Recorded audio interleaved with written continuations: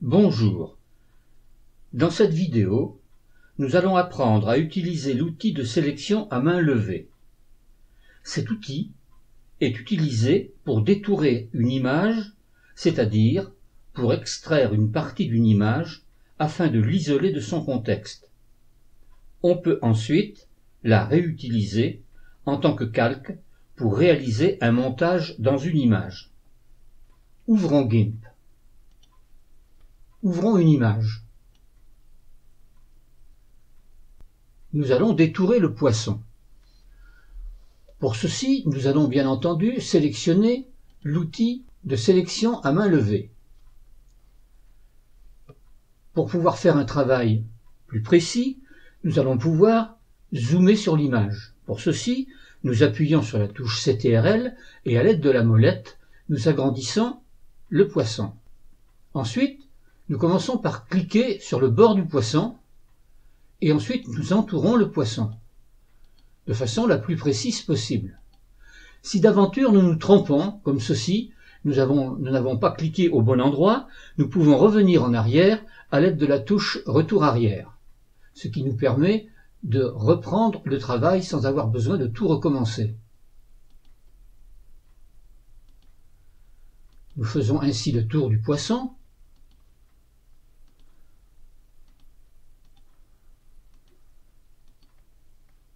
De façon la plus précise possible. Ici, nous allons un peu vite pour la démonstration.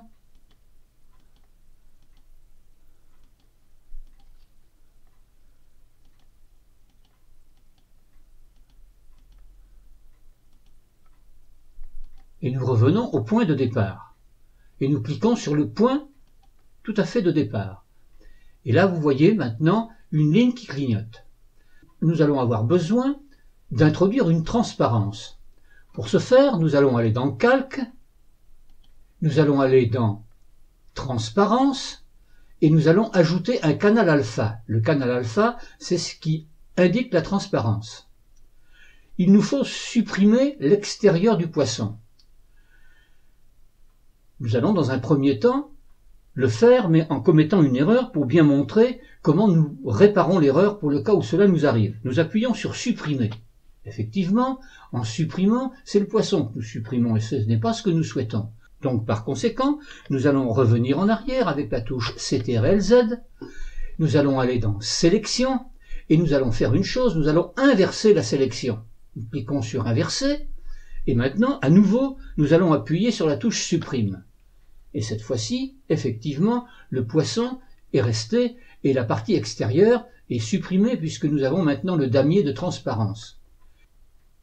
Cliquons maintenant sur Sélection à nouveau et cliquons sur Aucune pour supprimer la sélection. Notre poisson maintenant est bien sélectionné et nous allons l'exporter. Alors pour éviter les ennuis avec l'outil de sélection, nous appuyons sur Outils de déplacement pour désélectionner. Nous allons maintenant aller dans Fichier, nous allons aller dans Exporter, nous allons mettre un nom, Poisson, et nous allons exporter le poisson. Pour ceci, nous appuyons sur le bouton Exporter, à nouveau sur Exporter en gardant la qualité qui nous est proposée, 90%, qui est correcte. Le poisson, donc, maintenant, a été sauvegardé, mais sous le format JPEG. Or, ce format JPEG, nous allons le voir tout à l'heure, propose un inconvénient, c'est que si nous voulons utiliser poisson à nouveau, nous allons avoir un rectangle blanc tout autour. Or, nous ne voulons que le poisson.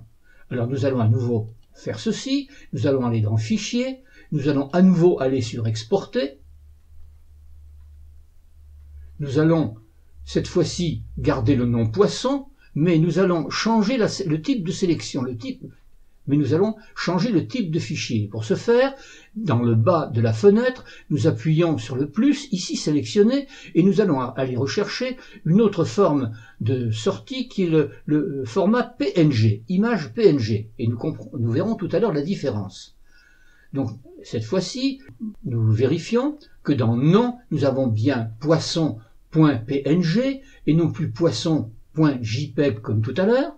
Donc à nouveau, nous allons cliquer sur exporter et exporter à nouveau. L'export est fait. Nous allons aller maintenant vérifier dans le dossier là où se trouve l'image. Nous trouvons effectivement poisson, poisson JPEG et poisson PNG. J'ouvre JPEG. Vous voyez bien le rectangle blanc à l'intérieur.